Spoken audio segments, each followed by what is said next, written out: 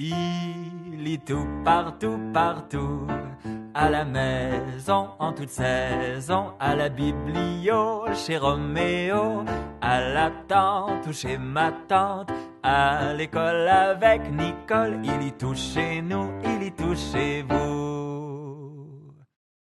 Aujourd'hui, je vous raconte l'histoire de Camille veut une nouvelle famille. C'est une belle histoire de Yann Walker et ça a été illustré par Mylène Rigaudy dans la maison d'édition Ozu. Il lit tout. Aujourd'hui, moi, je vais te raconter une belle histoire. Alors, qu'est-ce qu'on fait quand on écoute une histoire? On ouvre grand les yeux, on ouvre grand les oreilles, on zippe le bec, on met de la colle sous nos fesses et on est prêt. Est-ce que tu es prêt? C'est parti. Écoute bien. Camille est un drôle de petit hérisson qui vit dans la forêt de Bouilly-les-Écureuils. Mignon et gâté, il a tout pour être heureux, mais surtout des parents qui l'aiment. Pourtant, Camille se plaint sans arrêt. Selon lui, sa maman lui fait trop de bisous, son papa n'a jamais le temps de jouer avec lui et sa petite sœur lui casse les oreilles. Qui donne trop de bisous à Camille? Et qui lui casse les oreilles? Ce matin encore, Camille est furieux. Son père refuse de l'amener à la chasse aux limaces sous prétexte qu'il est trop jeune. « Zut, zut et rezut à la fin, dit-il en tapant du pied. Puisque c'est comme ça, je m'en vais. Et pendant que ses parents sont occupés, Camille part en boudant. Que décide de faire Camille? Jouer avec son papa ou partir en boudant? Sur le chemin, Camille rencontre un âne tout doux qui s'amuse dans une botte de paille. Sa bonne humeur fait plaisir à voir. « Salut, marmonne Camille, l'air bougon. Tu es seule? Où sont tes parents? » « Viens à la maison, répond Ian, je vais te les présenter. Mais seulement si tu arrêtes de bouder. »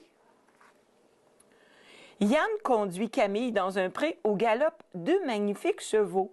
« Je te présente mes parents, dit le petit âne. »« Tes parents, s'étonne Camille, mais tu n'es pas un poulain. »« Bien sûr, répond Yann, j'ai été adopté et crois-moi, je suis très heureux comme ça. » Camille joue un moment avec Yann et reprend sa route. Au bord d'un étang, il croise une grenouille qui chante une comptine « Rabbit, rabbit ». Quelle jolie mélodie! Camille voudrait bien l'apprendre aussi. « Bonjour, dit-il, c'est ta famille qui t'a appris à chanter comme ça? Quelle chance tu as! »« Oh, merci, répond la grenouille, je m'appelle Dorine. Et si tu m'accompagnes, je t'apprendrai aussi. » Prenant soin de ne pas tomber à l'eau, Camille grimpe sur un gros nénuphar. « Voici ma mère, dit Dorine. Nous vivons ici toutes les deux. »« Oh, mais t'as pas de papa, demande Camille. Mais alors, qui te protège la nuit? »« C'est maman, bien sûr. Et crois-moi, elle, avec elle, les crapauds n'ont qu'à bien se tenir. » Après avoir beaucoup ri, Camille poursuit son chemin. Est-ce que Dorine la grenouille a un papa et une maman ou seulement une maman? Passant près d'une ferme, il aperçoit des cochons qui pataugent dans la boue. L'un d'entre eux, Enzo, ressemble plutôt à un marcassin. « Bonjour, dit Camille. Pourquoi n'es-tu pas tout rose comme tes camarades? »« Ah ben moi, c'est très simple, répond Enzo. Mon papa à moi n'est pas un cochon, mais un sanglier. »« Sanglier? Je viens de la ferme et mon mari de la forêt, raconte la maman d'Enzo. Aussi, quand notre fils est né, il s'est très vite adapté à nos deux modes de vie. »« Eh oui, conclut Enzo en riant, je mange aussi bien des glands que du maïs. Moitié sanglier et moitié cochon. Je suis un sanglochon. » Camille est émerveillée. Toutes ces familles si différentes. Et décidément, La nature est bien riche. Le museau dans le vent, le petit hérisson parcourt la campagne. Mais déjà, son estomac le tiraille. Je mangerais bien un morceau de salade ou un ver de terre. Oh, salut toi, dit une voix dans son dos. Tu es perdu? Mais que fais-tu seul au milieu des champs? C'est Baptiste, un jeune veau qui a parlé. Gentiment, il propose à Camille de venir déjeuner chez lui. Je te présente Roger, mon papa, dit Baptiste. Le plus fort des taureaux, ajoute-t-il tout fier. Et voici Bastien, mon autre papa. Papa Bastien fait très bien la cuisine. Tu vas te régaler. Oh, mais tu as deux papas, s'exclame Camille. Je ne savais pas que c'était possible. Oh, mais bien sûr que si. D'ailleurs, si je ne suis pas si différente de toi, moi aussi j'ai deux parents. Et le ventre bien rempli, Camille peut repartir. Près d'un village, il rencontre une hirondelle nommée Clémence. Celle-ci partage le nid d'une vieille chouette et qui étonne Camille. « Oh, mais dis, maman Babette, est-ce que je peux jouer en bas avec le hérisson? » demande Clémence. « Bien sûr, ma chérie. Vas-y. » À l'ombre d'une racine, Clémence se confie à Camille. « Tu sais, dit-elle, Babette n'est pas vraiment ma maman, c'est ma nounou. Comme mes parents voyagent beaucoup, elle s'occupe de moi. Elle est très gentille, mais parfois c'est difficile parce que ma maman n'est jamais là pour le bisou du soir. Et mon papa, je le vois que quelques jours par an. » En y réfléchissant, Camille trouve que finalement, les bisous de sa maman sont très agréables et que même si son papa ne l'amène pas à la chasse, au moins il le voit tous les jours. Camille est pensif. Y a-t-il vraiment une famille idéale? Se demande-t-il à voix haute. Et là, moi je sais, s'écrie Victor. Un petit loup caché dans un fourré.